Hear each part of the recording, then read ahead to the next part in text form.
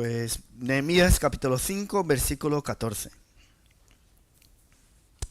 También desde el día que me mandó el rey que fuese gobernador de ellos en la tierra de Judá, desde el año 20 del rey Artajerjes hasta el año 32, 12 años, ni yo ni mis hermanos comimos el pan del gobernador.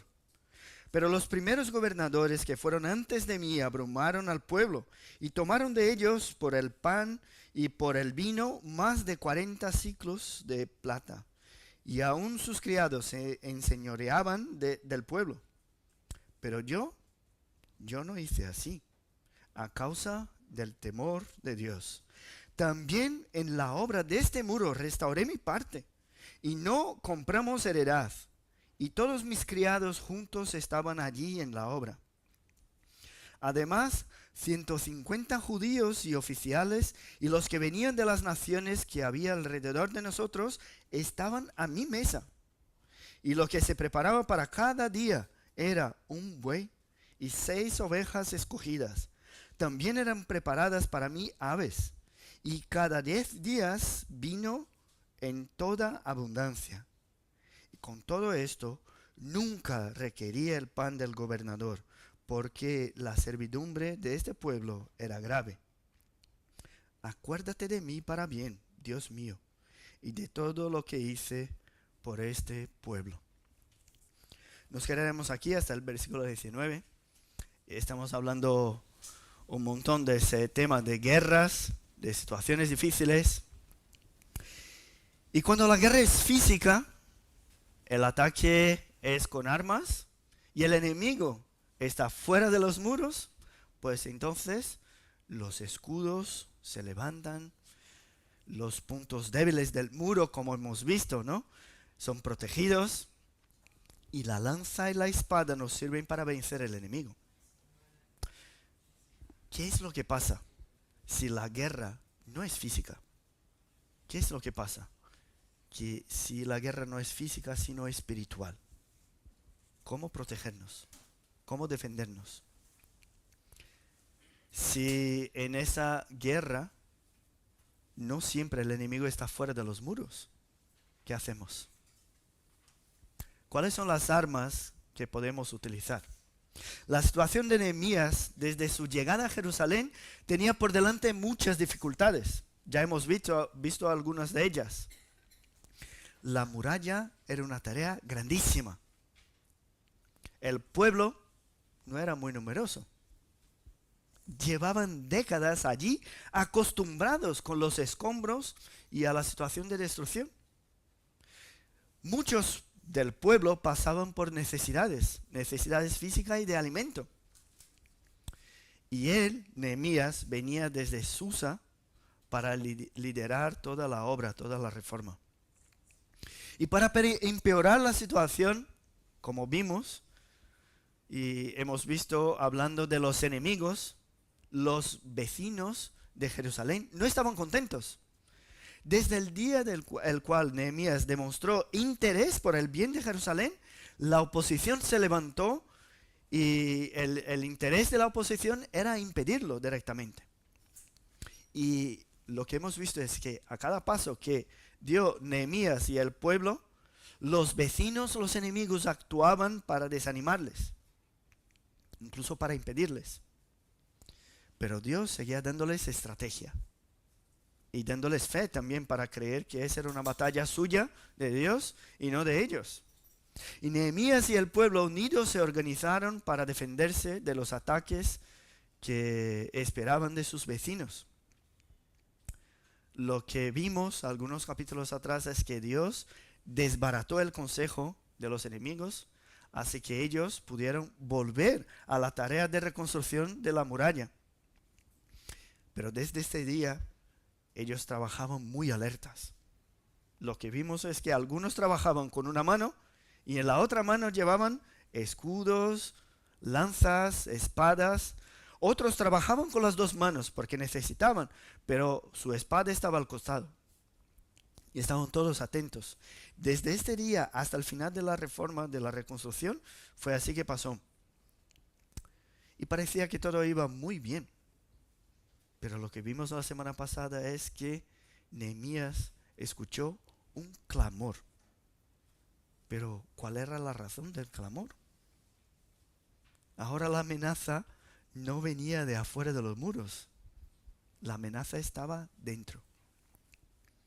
Los que tenían posesiones estaban oprimiendo a los que no tenían. Gente del mismo pueblo de Dios. Aquellos que deberían pagar y rescatar a su gente, le seguían vendiendo. Y Nehemías, como vimos, actuó prontamente en contra de todo lo que estaba pasando y pidió un compromiso por parte de los nobles y oficiales. ¿Cuál era el compromiso? Devolver todo, las tierras a los necesitados y restituirles del peso que les había impuesto. ¿Y sabes qué? Cuando pasamos por dificultades, como las que estaba pasando Nehemías, incluso las que son generadas por gente muy cercana, tenemos la necesidad de evaluar nuestra propia vida, hacer una pausa, repensar en los propósitos de todo lo que estamos haciendo. Y es justo eso lo que Nehemías hace aquí en estos versículos. Como escribe, sabemos, su libro, algún tiempo después de lo acontecido, lo que hace es como un recuento de toda la historia, un resumen de sus actitudes para verificar y registrar que todo iba bien. Ahora, tú que estás aquí en esta mañana, ¿has parado alguna vez para evaluarte a ti mismo? ¿Qué tal han sido sus últimos 12 años? ¿Qué has hecho en estos 12 años? Hoy vamos a meditar en el siguiente tema, reevaluando los fundamentos de nuestras actitudes, reevaluando lo que nos motiva a actuar. Y lo que vemos primero en el texto de Nehemías es que él actuaba basado en el temor de Dios, en el temor del Señor. Y si nos ponemos ahí en la piel de Nehemías, podríamos pensar, bueno, primero, ¿por qué salir de mi confort? De mi situación que está tan buena, de mi maravillosa vida allí, ¿no? Que tenía en Susa. ¿Por qué salir de aquí, irme tan lejos y tener que hacer algo que no trae a mí, por lo menos, ningún beneficio personal? ¿Por qué? Podríamos pensar así, ¿no? O entonces, cuando llegó y se enteró de toda la situación, podría haber dicho, pues si los que residen aquí, los que están en Jerusalén, no se molestan por el muro que está destruido, ¿por qué me molestaré yo si no tengo nada que ver? O entonces podría haber pensado, hay amenazas por todas partes. Si os acordáis, todos los vecinos estaban en contra de la restauración de los muros allí de Jerusalén. Hay tantas amenazas, pues mejor lo dejamos tal cual y no nos metemos en problemas. Claro, también al ver que el propio pueblo estaba oprimiendo a sus hermanos para sacar ventajas personales, qué absurdo, ¿no? Pues sería la gota que colmó el vaso. Ya no quiero hablar ni ver más a este pueblo. Que ese pueblo codicioso pues se apañe entre ellos y hasta luego me voy. Podría haber dicho eso. Eso sería la forma egoísta de pensar. Yo hago algo si la gente me reconoce, ¿no? Hago algo que me apetece hacer. Hago porque no me cuesta mucho hacerlo. Son formas todas egoístas, ¿no?, de pensar. Hago porque tengo mis ganancias. Y en los primeros versículos, Nehemías nos enseña que los intereses personales sí que podrían haber formado parte de su motivación. Él nos dice aquí en los primeros versículos que hemos leído hoy, que los gobernadores, los primeros gobernadores que fueron antes de él, cobraban mucho. Exigían al pueblo su mantenimiento. Yo os pregunto, ¿no? ¿Haría mal el gobernador si cobrara su sueldo? ¿Cuál es el problema? Pues ninguno, ninguno. Por supuesto que no. Todos nosotros aquí que nos dedicamos a un trabajo, pues debemos recibir un sueldo y vivir con él. ¿No es así? Es así que hacemos. El trabajador es digno de su sueldo. Pero a pesar de que los primeros gobernadores utilizasen su cargo, su posición para oprimir al pueblo, él, Nehemías y sus hombres no comieron del pan del gobernador. O sea, dejaron de disfrutar de la paga justa debida a un gobernador y sus siervos. ¿Por qué? Porque el fundamento de sus actitudes no estaba basado en su persona, en sus prioridades. Y el texto aquí nos dice la razón por la cual no disfrutó de sus derechos. Dice ahí el versículo 15, al final del versículo 15, a causa del temor de Dios. Y de aquí comprendemos el primer fundamento de sus actitudes, el temor de Dios. Si él estuviese muy preocupado con su bienestar, vamos a ver, no habría salido de su trabajo. Si lo que buscaba era una vida tranquila, pues tampoco seguiría haciendo su obra en Jerusalén. Si lo que buscaba allí era una paga extra, no dejaría de recibir incluso lo que era suyo por derecho. Todo lo que hacía o dejaba de hacer era porque temía a Dios. Te pregunto, ¿cuál es tu motivación para hacer lo que haces? Y no estoy diciendo aquí solo trabajo en la iglesia, no, estoy hablando de vuestra vida, de tu vida personal, tu vida diaria. Tu trabajo, tu familia, la forma como disfrutas incluso de la vida, cómo gastas tu dinero. Si hacemos un análisis de nuestras actitudes, ¿qué motivaciones encontraremos? Un ejemplo muy práctico. Dos personas, el mismo estímulo, respuestas diferentes. Por ejemplo, dos hermanos de la iglesia. Ninguno ha sido tratado como le hubiera gustado. ¿Qué pasa? Les hicieron daño, de verdad. Uno reconoció la necesidad de perdón y de misericordia que el agresor tenía. Le exhortó y le perdonó. El otro, sin embargo, se enojó por no haber sido tratado como a él le hubiera gustado y simplemente huyó de esa persona. Si miramos estas dos situaciones, ¿cuál sería entonces la diferencia entre uno y el otro? Seguramente su motivación, lo que estaba dentro. Y yo no quiero quitar la culpa del agresor, porque la culpa la tiene él, y es cierto, sí.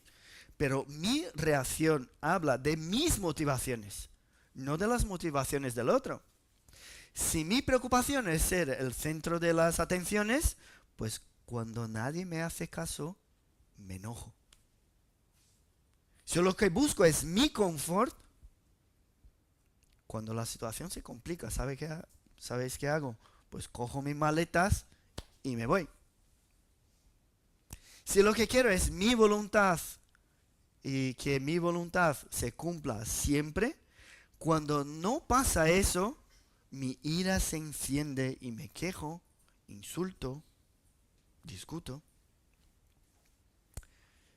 Nehemías aquí nos presenta un derecho suyo que simplemente no lo disfrutó por temor a Dios.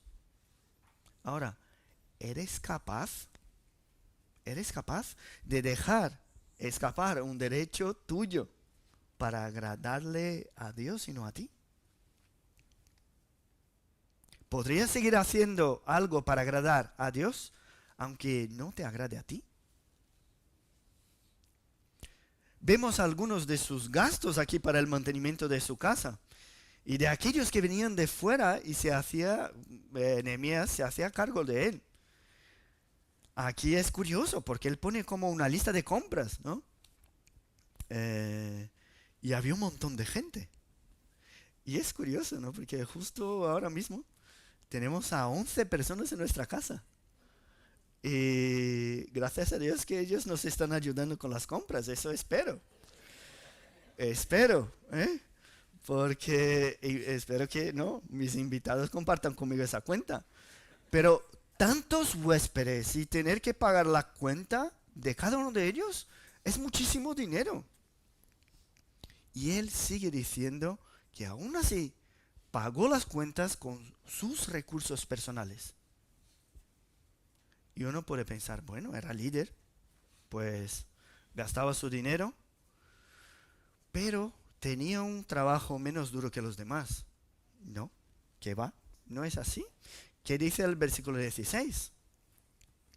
Él restauró su parte del muro, él y sus criados. O sea, su preocupación es la de registrar aquí que no hubo ninguna ventaja personal. Él lo hizo todo porque comprendía que era Dios que le había puesto esa tarea en su corazón. ¿Y cuántas veces no necesitamos recordar que nuestro propósito no es agradarnos a nosotros mismos? No es agradar a los demás tampoco, sino agradar a Dios. Cada vez que lidiamos con situaciones difíciles, debemos recordar esa verdad. Cuando tenemos discusiones entre nosotros, debemos acordarnos de esa verdad. Mis hermanos, cuando el enemigo nos desanima, debemos acordarnos de esa verdad. Si el fundamento de nuestras decisiones no está basado en Dios, hoy puede que merezca la pena seguir, pero mañana, pues a lo mejor no. Puede que hoy me venga bien seguir sirviéndoos aquí, incluso en la iglesia, pero si pasa una frustración, pues ya no. Sin embargo, si decido no tomar en cuenta mi reputación, sino la de Dios, y reconozco lo que Él requiere de mí, entonces sí que merece la pena seguir. Aunque tenga que abandonar mis sueños para vivir los de Dios. Así que cada una de nuestras actitudes deben basarse en el temor de Dios. Debemos acordarnos siempre que todo es de Él y por Él y para Él. Pero Nehemías aquí nos presenta su segunda motivación, que es lo que pone ahí al final del versículo 18. Dice, porque la servidumbre de este pueblo era grave.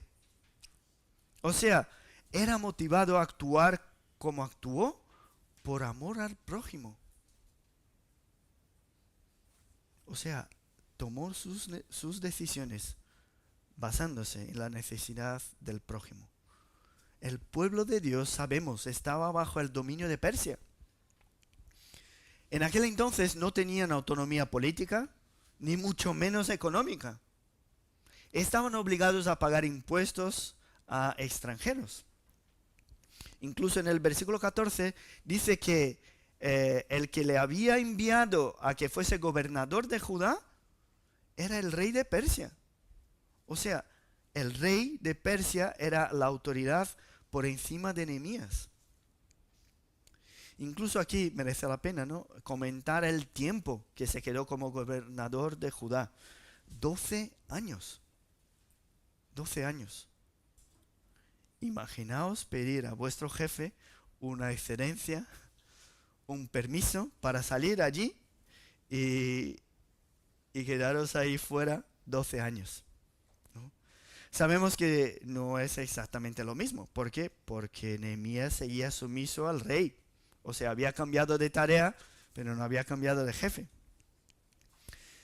Pero no tenía autonomía para decidir los impuestos reales. Y así que pensando en esta carga que el pueblo tenía, que era demasiado difícil de llevar, él no requirió del pueblo lo que era suyo por derecho. Y lo que vemos es que la enseñanza del cuidado al necesitado aparece a lo largo de todas las escrituras. Incluso cuando Jesús habló del juicio final, ¿qué dijo? Que todas las veces que damos de comer que damos de beber, que vestimos a un necesitado, o visitamos a un enfermo, a uno encarcelado, que lo hacemos a Él. Y esa demostración de amor es la señal incluso que divide las ovejas de los cabritos. También encontramos ahí en el Nuevo Testamento el apóstol Juan diciendo que si uno tiene recursos y ve a su hermano tener necesidad y no extiende la mano y nos hace una pregunta: ¿cómo puede morar el amor de Dios en él? O sea, imposible. Cada actitud de ayuda al necesitado lo que hace es reflejar el amor que tenemos por Dios. Las buenas obras entonces son un resultado normal, natural, de un corazón regenerado por Dios. Si no hay buenas obras, entonces la fe es muerta. Pero una fe viva debe manifestarse por medio de las obras. Y aquí en la historia de Nehemías encontramos algo parecido al resumen que hizo Jesús allí de la ley, ¿no? ¿Cuál era el resumen de la ley? Amar a Dios sobre todas las cosas y al prójimo como a nosotros mismos. Pues eso es lo que pasa aquí. El primero representa y habla del temor que tenía por Dios, a Dios, y luego del amor que tenía al prójimo. Y Nehemías nos hace ver entonces que lo que estaba haciendo era porque estaba muy preocupado por cumplir la ley de Dios, la voluntad de Dios. No estaba preocupado por su riqueza personal, porque incluso estaba disminuyendo por tener que pagar la cuenta de tanta gente, de tantos gastos. No estaba preocupado por cobrar su sueldo para mantener sus gastos. Estaba preocupado por agradar a Dios, por demostrar amor y cuidado hacia el pueblo que ya estaba oprimido. Y hay un versículo en Proverbios 19, 17 que dice: el que se apiada del pobre presta al Señor, y Él lo recompensará por su obra. O sea, cada vez que ayudamos a aquellos que lo necesitan, en realidad le damos al Señor. Y es curioso pensar de esa manera, ¿no? Porque si Él, el Señor, es dueño de todas las cosas, cuando yo tengo algo y hay alguien a mi lado que lo necesita, en realidad tenemos que darnos cuenta de que somos medios de gracia en la vida de esa persona. Y la palabra de Dios nos enseña a acumular tesoros. ¿Dónde? Donde ni la polilla ni el orín corrompen. Donde ladrones no minan ni hurtan. Ahora, mis hermanos, si podemos utilizar nuestros recursos temporales para acumular tesoros eternos, ¿por qué no hacerlo? Yo tengo una teoría. No lo hacemos porque no somos tan apasionados por Dios y por su reino. Porque uno que anhela mucho el reino de Dios y su justicia, seguramente haría todo lo posible para disfrutar cada vez más de esa realidad espiritual. Yo veo, por ejemplo, a los aficionados deportivos gastarse un dineral para viajar a otro país, para ver un partido incluso de fútbol. No hay ningún problema. Si tenéis dinero para hacerlo, pues fenomenal. Yo veo gente invertir mucho tiempo y esfuerzo en cosas que hoy están y mañana ya no.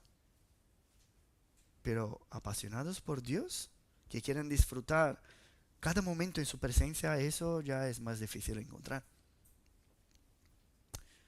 Tantas pasiones pasajeras moviendo a las personas a que gasten su tiempo, su dinero, sus planes, sus recursos, pero no hay muchos interesados en las recompensas eternas. Es más fácil mirar la historia de Nehemías y ver a este hombre como, yo que sé, un tonto que desperdició su vida y sus recursos por un pueblo rebelde, por una tarea complicada, que verlo como un hombre enviado por Dios para bendecir a toda una nación. ¿Por qué? Porque su pasión era el propio Dios. Si lo que te motiva son tus deseos, son tus proyectos personales, tus propias conquistas, eso quiere decir que todavía no has comprendido la importancia, el valor que hay en el Evangelio. Porque si tu motivación está completamente centrada en ti, eso quiere decir que Dios no es el centro de tus decisiones. Y tenemos que comprender ese valor. Porque si no, nunca jamás vamos a decidir por las cosas del reino. Y lo veo muy bien explicado en la parábola que Jesús nos contó de la perla preciosa. No sé si os acordáis. Es una parábola así de pequeñita. Dice ahí en la parábola, también el reino de los cielos es semejante a un mercader que busca buenas perlas, que habiendo hallado una perla preciosa, fue, vendió todo lo que tenía y la compró.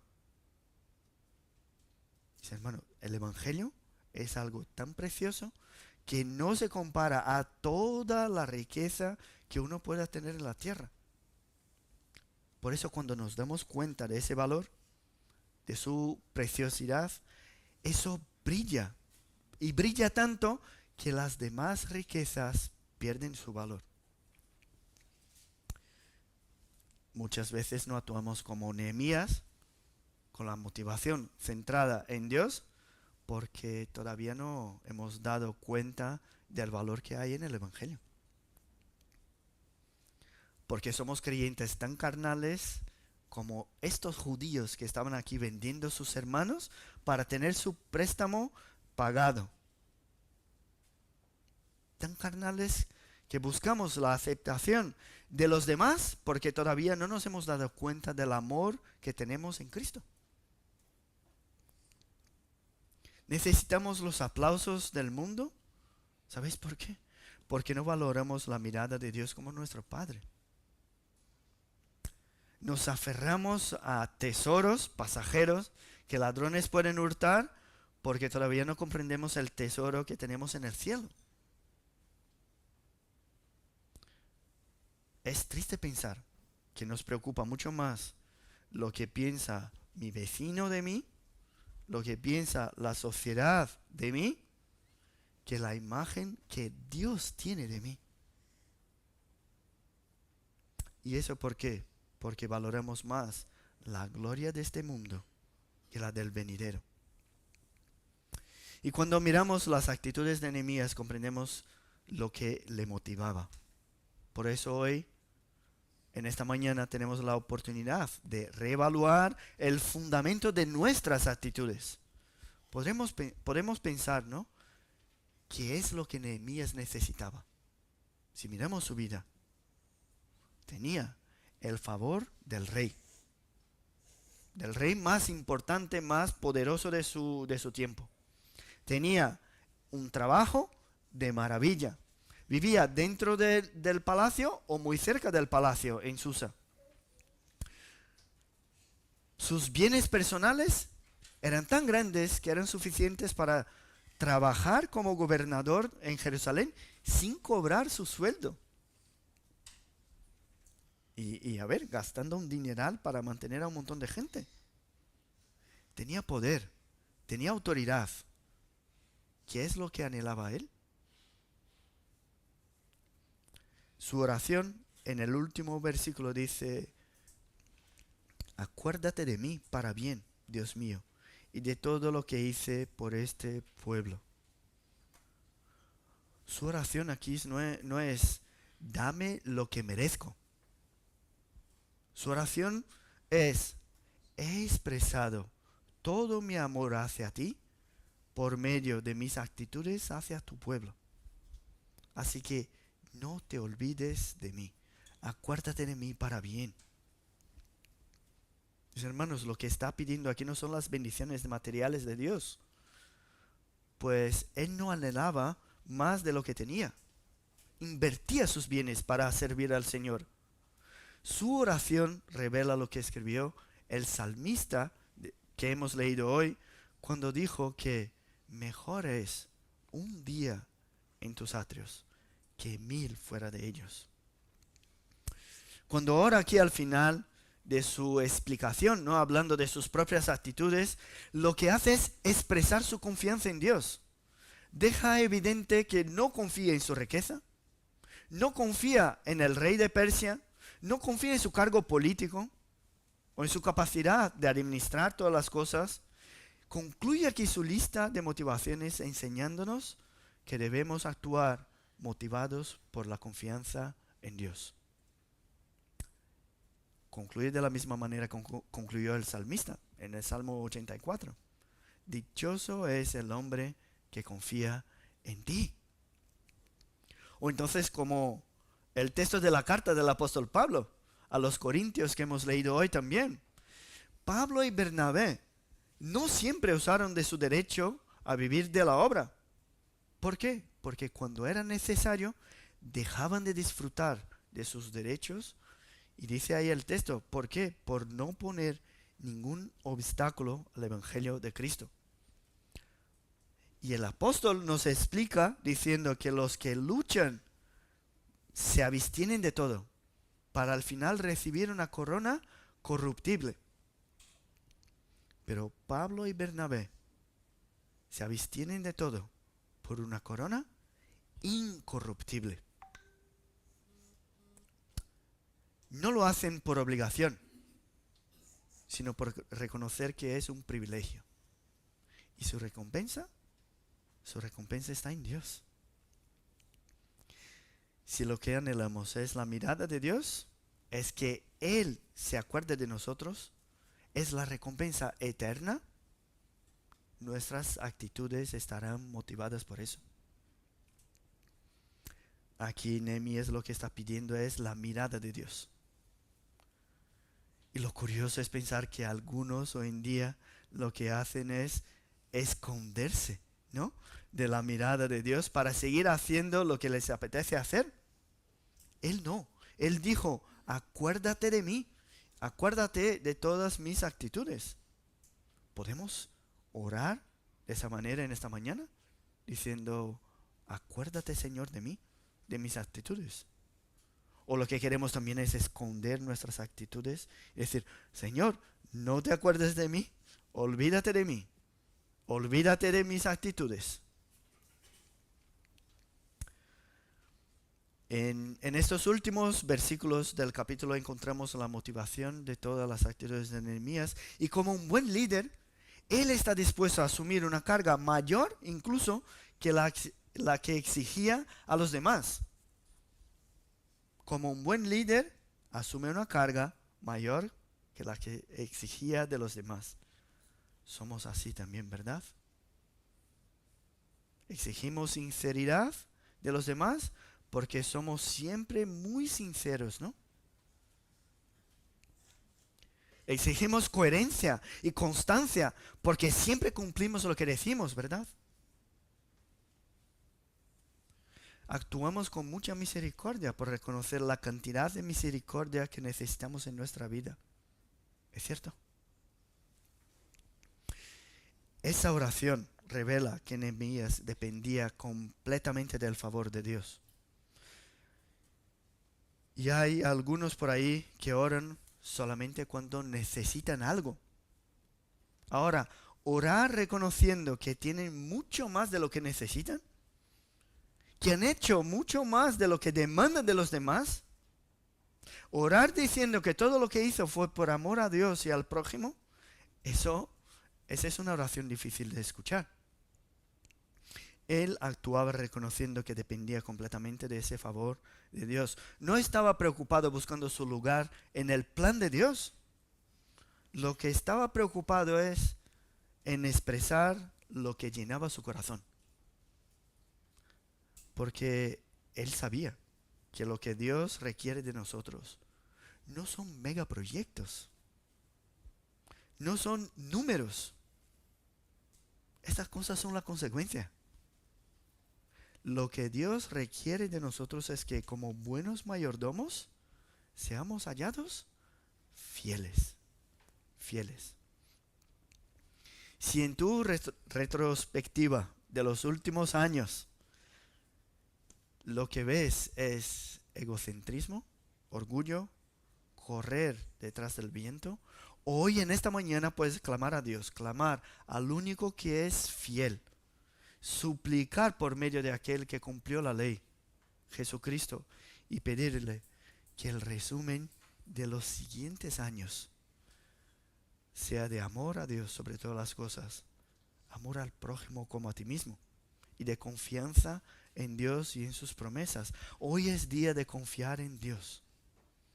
Y si no puedes hacer una buena evaluación de los años que se fueron, tenemos todavía la oportunidad de reajustar nuestras motivaciones y depender exclusivamente de Dios y de sus favores. En todas las dificultades que tenemos por delante, tenemos solo una certeza. En todas ellas, somos más que vencedores por medio de aquel que nos amó, Jesucristo.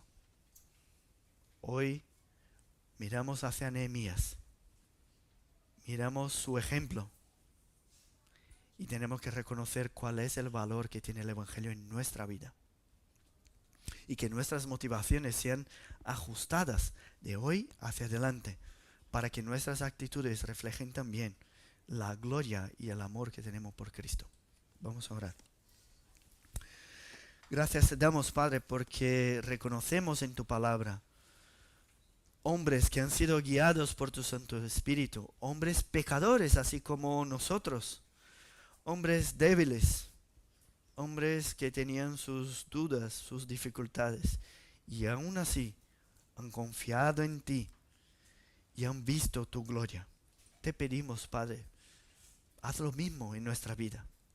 Cámbianos, Señor, para que nuestras motivaciones no estén basadas en lo que a mí me parece o a mí me gusta, sino que nuestras motivaciones estén siempre basadas en ti, en tu gloria, en tu voluntad. Te pedimos por este pueblo que está aquí en Aranjuez, por estas familias que han venido hoy, que tú nos bendigas, Padre, para que veamos cambios verdaderos en nuestra vida, que seamos guiados por tu Santo Espíritu, no de palabras, sino de hecho y en verdad. Padre, lo que queremos es cumplir tu voluntad, cumplir tu santa ley, pero reconocemos en nosotros que no podemos.